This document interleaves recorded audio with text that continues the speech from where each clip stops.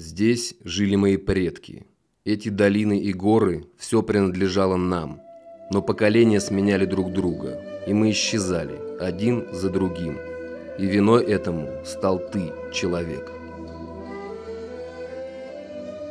Лежа на уступе, вспоминаю дни былого величия, когда рык могучего кавказского барса сотрясал эти ущелья. Величественные и неприступные Кавказские горы – одно из самых живописных мест на планете. И это родной дом для всех нас – зверей, птиц и людей. Места здесь хватало всем. Орлы, бородачи, сипы из Поднебесья наблюдали за остальными обитателями гор, размеренно паря в вышине, созерцая и радость рождения, и исход жизни. В густых горных чащах, где не ступала нога человека, вместе с оленями, кабанами, рысями жили и мы, устраивая свои логово в труднодоступных каменных россыпях и пещерах. В красивейших долинах под шум водопадов несли свои прозрачные воды ручьи и реки, где форель сверкала на солнце всеми цветами радуги. В этих долинах жили и вы, люди. Вы строили свои селения, возделывали землю, защищались от врагов, хоронили своих героев. Это был наш с вами общий мир. Веками мы жили в этих местах, не мешая друг другу. Горцы и кавказские барсы. Но время шло, и в угоду своей алчности ты забыл обо мне. А мне приходилось все труднее. Ты вырубал леса, расширяя поля. Строил дороги, срезая скалы и пробивая проходы в горах. По широким просекам тянул высоковольтные линии, перегораживал реки, затапливая долины. А я молчал и уходил все выше и выше. Ты безмерно истреблял дичь, бесчисленные отары паслись там, где раньше бродили олени, туры и серны. А я хотел жить. Но ты уже не мог остановиться. Ты объявил мне войну, охраняя свои стада и убивая меня ради потехи и тщеславия. Год за годом ты убивал моих близких, моих братьев и сестер. И нас оставалось все меньше, пока мы не исчезли в этих местах. Но у меня есть шанс вернуться. Благодаря людям, осознавшим опасность моего полного исчезновения, у меня появилась надежда на возвращение домой.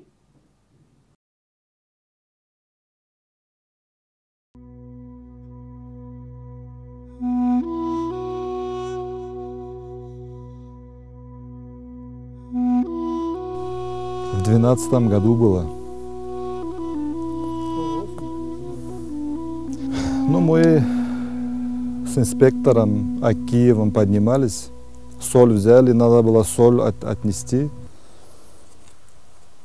И вот где вот эти серны, где вот эта тропа, начало тропы. Да, там начали видеть серны.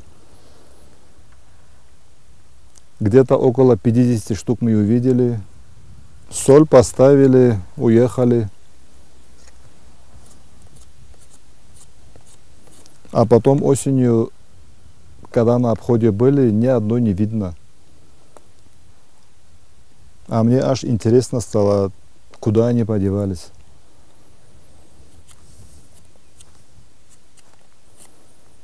И начал часто выезжать, но ничего не видел. И как-то 4 декабря того же года. 12-й год, да? Да. Это?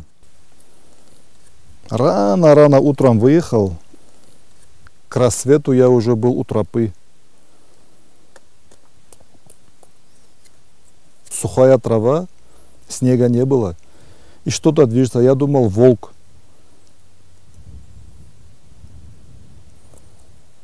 И быстро на лошади еду, думаю, догоню сейчас. А он, когда на шпиль вышел, я только тогда увидел, что это огромный красавец-леопард с длинным хвостом, мощный очень. И он на меня смотрит. Я думаю, сейчас одним прыжком он убежит. Я с лошади слез, начал смотреть. А он на меня смотрит, 2-3 шага делает, останавливается, на меня смотрит. опять 2-3 шага делает, на меня смотрит. И вот так, пока вот эти где-то метров 20 не прошел, вот в таком стиле он прошел. И ушел в горы туда. Я на лошади поскакал, думаю, поближе увижу, и не увидел. Ну и после этого я понял, серны куда делись. Причину понял, да? Да. А вот, Тахир, ты сколько охотой занимаешься? Я, в принципе, сколько, уже не 10 лет. И со старыми охотниками мы общались. Получается, кроме нас, никто не видел его, леопарда этого? Честно говоря, даже у стариков я спрашивал, ну, чтоб кто-то видел, я не слышал. К сожалению, леопарду вынесли приговор еще в 18 веке, когда была первая ярмарка в станице Баталпашинской, нынче город Черкесск. Горцы привезли на обмен с казаками кучу всякой утвари, бурки, кинжалы и наряду с этим шкуру диких животных. То есть тогда были волк, лисица, куница, медведь, которые меняли, продавали по рублю, рубль-два. И там же написано было в амбарных книгах, что на первую ярмарку привезли 5 барсовых шкур, каждая из которых была оценена в 20 рублей серебром. Вот это стало отправной точкой преследования этого величественного хищника. Его не упоминают часто, потому что зрительно он не попадается уже. Сам леопард уходит из Кавказа, и его пока не встречают. На определенном этапе истории, конечно, люди все больше и больше осваивали те территории, в которых до того безраздельно господствовал он. Но люди лишали его этой территории. И, к сожалению, к началу 20 века практически уже они исчезли с нашей территории. В те времена охота на леопарда и горца, который добыл его, всегда окружал такой некий ореол славы, всеобщего уважения. Передавалось из уст в уста, и род, фамилия, семья гордилась этим. Сейчас современное оружие позволяет это делать совсем по-другому. У меня наш предок, мой дедушка, был великолепнейшим охотником, мощным очень. Побил достаточно много зверя. И когда он умирал, он очень много бредил, постоянно говоря, что видит перед собой глаза зверей, морды. И вот после этого в нашем роду перестали кто-либо охотиться. Всем было сказано, что нашу долю из природы дед взял. И когда я сейчас приезжаю, возвращаюсь домой, мы собираемся с родственниками, мне говорят, что я отдаю дань за деда, который взял из природы, восстанавливая и охраняя эту природу. Звучит несколько необычно, наверное, но меня это вдохновило. Планируется создание северного ядра переднеазиатского леопарда на российской части Кавказа, чтобы она была такой жизнеспособной, устойчивой, самопроизводящей популяцией, которая сможет формировать пары в дикой природе уже без участия человека, давать потомство, и чтобы они постепенно распространялись на все больше и больше территорий посредством экологических коридоров на территории заповедников, национальных парков. Работа центра не останавливается с подготовкой леопарда, а она фактически только начинается. Когда я говорю, леопард готовится к выпуску за месяц до рождения, это вызывает некоторое недоумение. На самом деле, когда мы уже провели формирование пары и знаем период рождения, за месяц самка убирается в другой вольер, ей оставляются 2 вольера, один скашивается, готовится, убирается, ремонтируется все, что можно там отремонтировать, делается обогащение среды для будущих котят, строятся там лестницы, цилиндры, запаховые шары. После рождения в течение 2 месяцев туда никто заходить не будет. Второй вольер, он густой растительностью, чтобы были возможность где-то прятаться. Когда у кошек есть такая возможность, они всегда убегают и прячутся. Поэтому нельзя их ставить в ситуацию, когда им некуда деваться. Именно в этом заключается особенность стратегии, генеральной стратегии подготовки к выпуску, чтобы вот этот инстинкт боязни перед человеком, он сохранялся постоянно. Ну вот у нас, вот которые котята, вот, которые выпускать собираются, они, в общем-то, ну, нас близко не подпускают. Я их кормить ездю, допустим, или хожу, я их практически не вижу. Если он не успел, то есть, ну, убежать, может быть, где-то его увидишь. А так они сразу прячутся, мы их не видим. Он при контакте с человеком, мы вот его отлавливаем до вакцинации, мы же не церемонимся с ними. Мы хватаем, дергаем его, укалываем, он испытывает боль, шипит, все. И вот этот страх, он закрепляется сильнее и сильнее и сильнее. И вот этот уровень страха, он должен постоянно в геометрической прогрессии увеличиваться.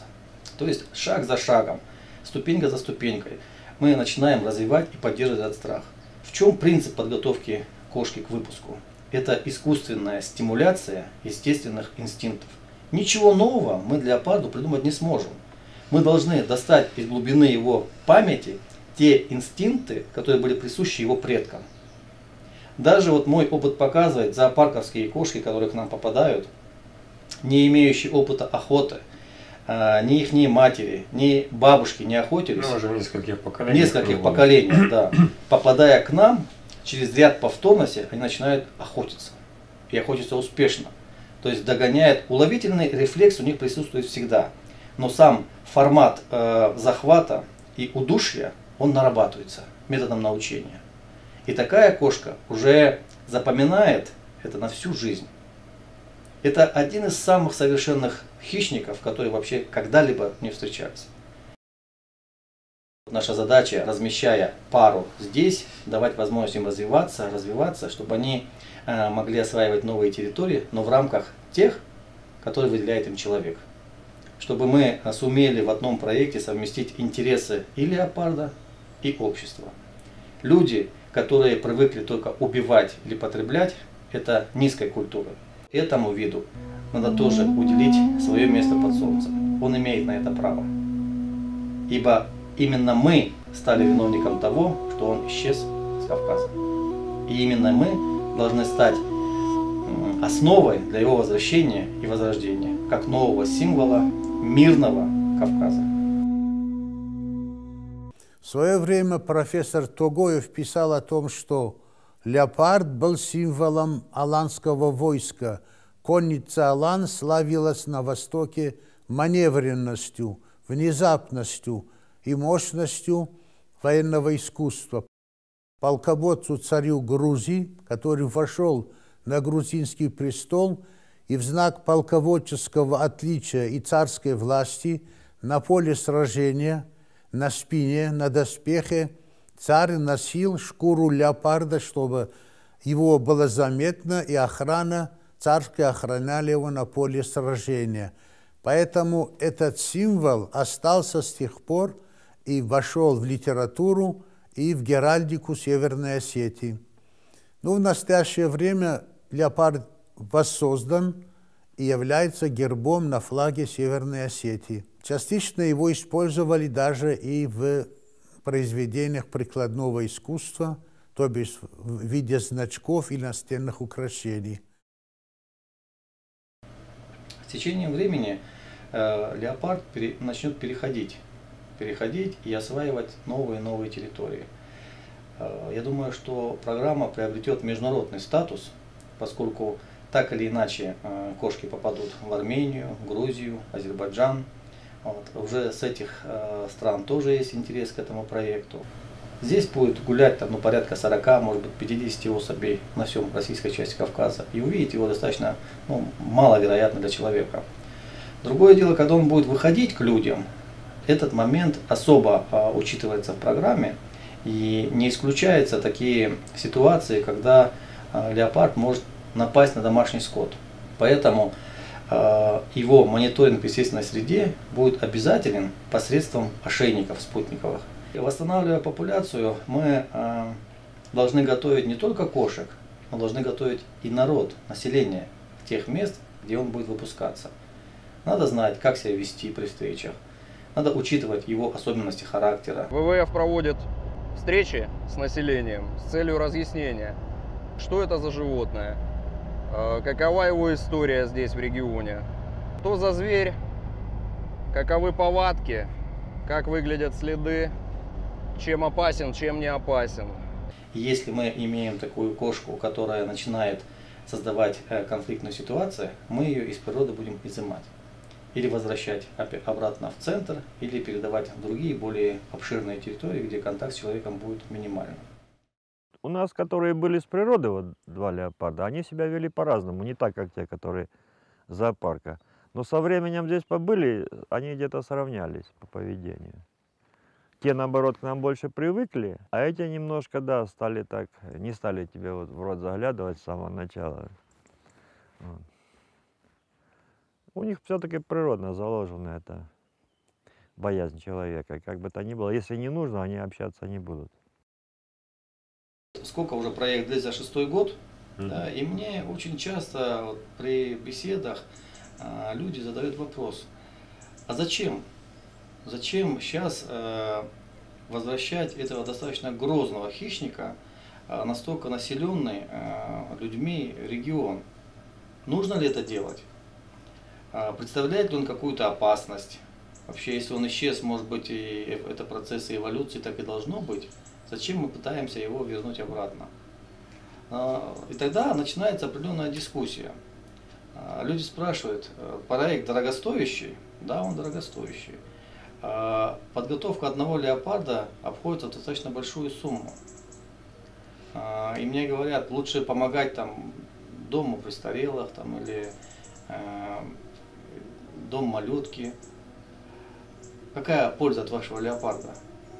И вот, мне кажется, мы, когда говорим на такие темы, затрагиваем очень глубинные вопросы, касающиеся уровня культуры и вообще общества. Раньше я не мог однозначно на него ответить, потому что достаточно такой сложный вопрос. Да? И на сложный вопрос нет простых ответов. Я всегда говорил, это не взаимозаменяемые вещи. Должны быть и дома малютки, и дома престарелых, за которыми нужен уход, и должен вернуться леопард на свою историческую родину. Человек сделал так, что он исчез с Кавказских гор. А без него горы Кавказа не так высоки, не так чисты и не так красивы. Этот проект нацелен на то, чтобы вот этот уровень культуры общества, он позволил. Вообще, надо сказать, что это некая исповедь, наверное, человечества перед тем животным миром, который он истребил в итоге. Мы, создавая заповедники, национальные парки, делаем такие относительно небольшие островки благополучия. И возвращаем туда тех видов, которые раньше здесь обитали. Яркий пример тому вот восстановления зубра на Кавказе. Вот. Следующий этап, вот леопард, он украшение всего Кавказа, вообще гор, да и любого места. Величественная кошка, самый совершенный хищник. И очень боюсь, что будет с ними, когда они попадут в природу.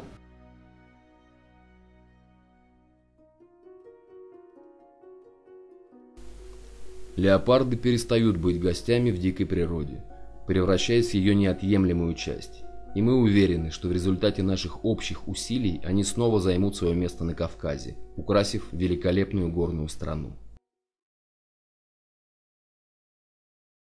Программу по возвращению переднеазиатского леопарда на Кавказ ВВФ России начал еще в 2007 году, совместно с Министерством природных ресурсов и экологии Российской Федерации, при участии Сочинского национального парка, Кавказского заповедника, Института проблем экологии и эволюции РАН и Московского зоопарка.